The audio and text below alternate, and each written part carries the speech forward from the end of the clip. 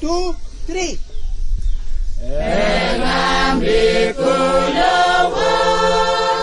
engambi nges-ngespor, soke biasane roban mama, pemitin kok, memusure Yesu, ngambi den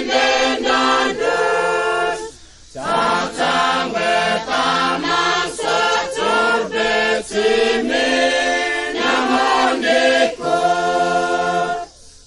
malane gimumuk, dikamatin ngis-ngis, cip-cip riune bicen kormanga, teporogrip, sure kisinga, ngata betim ngenga,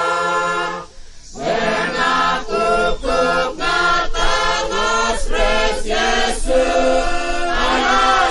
ayalaran,